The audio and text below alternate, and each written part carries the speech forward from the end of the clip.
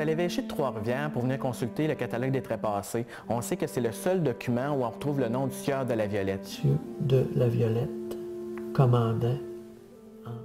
C'est un acte qui fait référence au général de la flotte qui était en Nouvelle-France, Théodore Bochard du Plessis. Ces informations-là ont été rédigées par quelqu'un, par un tiers. Qui? Mais les relations des Jésuites, c'est un ensemble de lettres qui vont être envoyées au supérieur général des Jésuites à Rome. J'écrivis l'an passé à votre révérence le succès de notre voyage.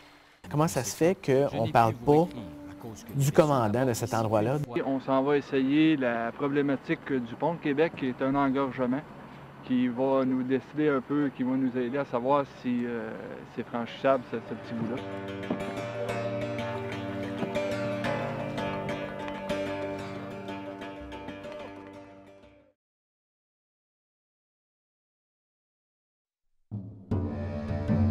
Le choix d'établir un fort au confluent du fleuve et de la rivière Saint-Maurice s'inscrit dans la logique de l'occupation du nouveau territoire.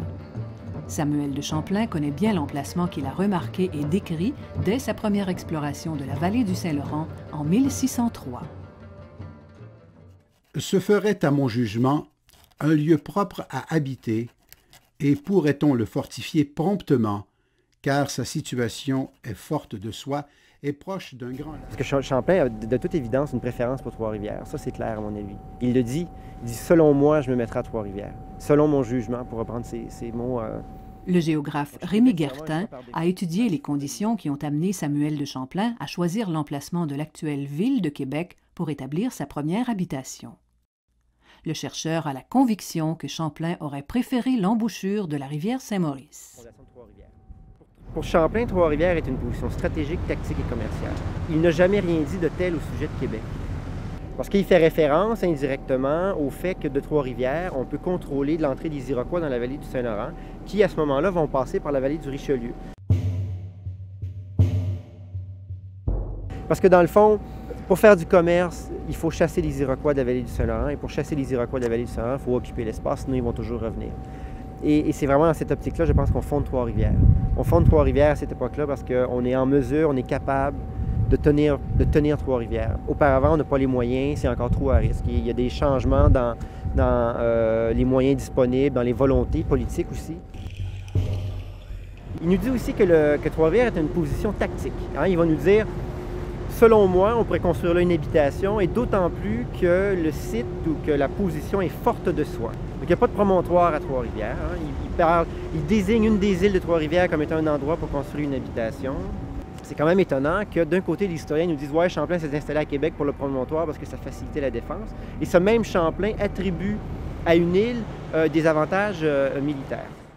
Le site de Trois-Rivières, d'une part, correspond un peu au modèle, disons, appelons ça des modèles urbains, c'est un peu exagéré, mais correspond au modèle urbain de l'époque en Europe. Et finalement, on se rend compte au fil du temps, des événements historiques, que Champlain va s'accommoder de Québec, parce qu'il ne peut pas aller au-delà de Québec, tant et aussi longtemps qu'un certain nombre de conditions vont se matérialiser. Et c'est des conditions qui vont, dans le fond, se matérialiser à partir de l'époque de la fondation de Trois-Rivières.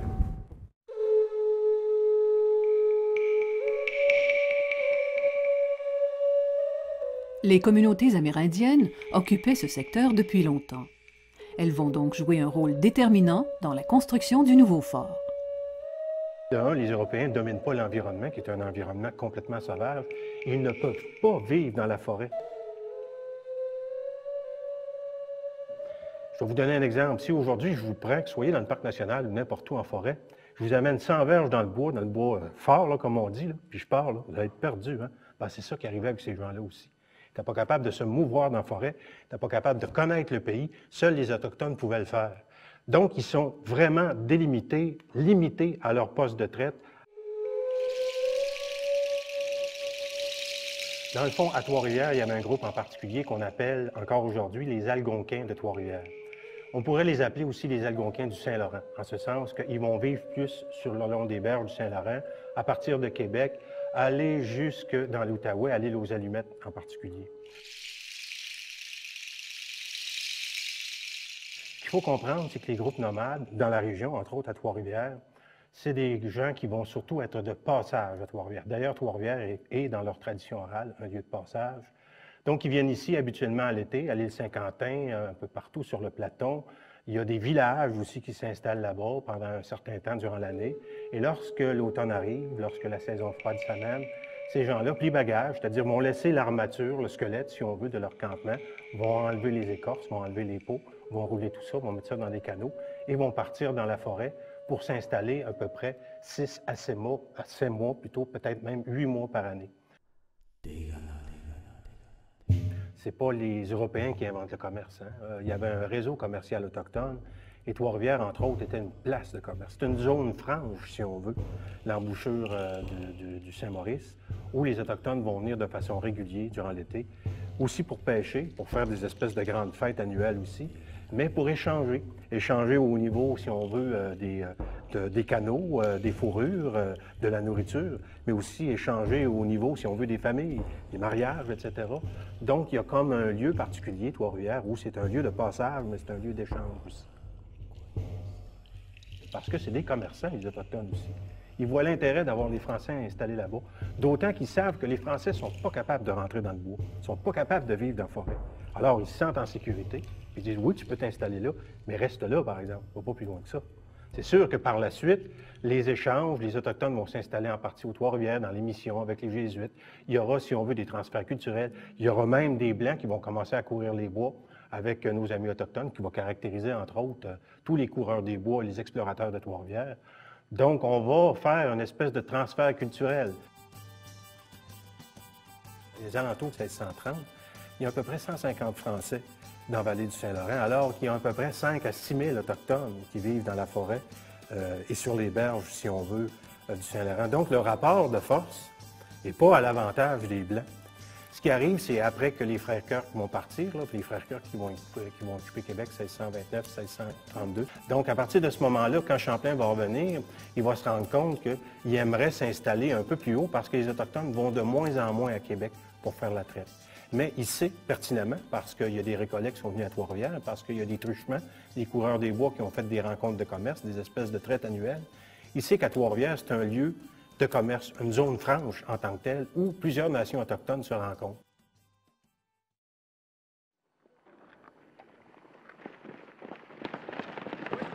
Présentement, on est le 9 mars. Les conditions, c'est des conditions hivernales encore. Il ne fait pas chaud. Il annonce même un petit peu de neige pour ce soir.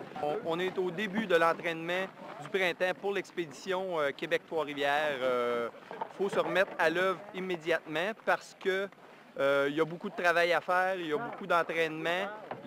L'expédition s'en vient rapidement, ça ne donne pas beaucoup d'heures d'entraînement, alors il faut maximiser le plus possible le temps qu'on a. Il fait froid, il vente, il y a un petit peu de vagues sur le fleuve, mais c'est libéré de la glace là, sur ce côté ici du fleuve. Donc on va avoir du plaisir.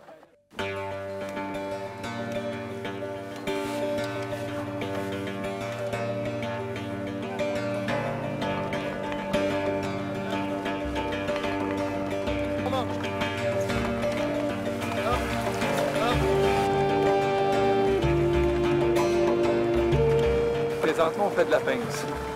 Ça nous permet de nous reposer. On embarque dans son sillon. En embarquant dans son sillon, nous, on se fait tirer par lui. Et à partir de là, on a moins de force à exercer.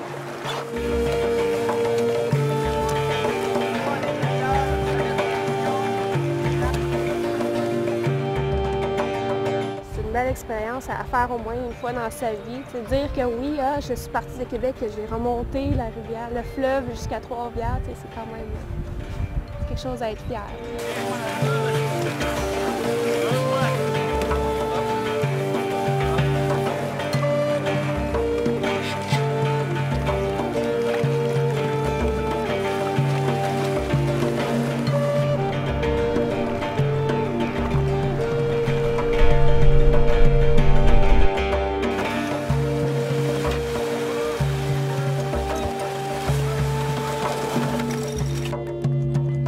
Présentement, le courant est très fort. Le niveau de la rivière est exceptionnellement haut à ce temps-ci de l'année.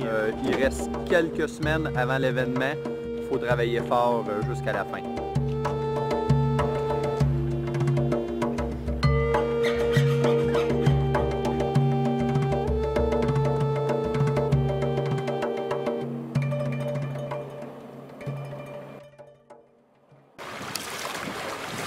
Le projet s'est développé avec le temps. Et puis, oui, là, on embarque officiellement. L'équipe Marmen fait partie intégrante du projet.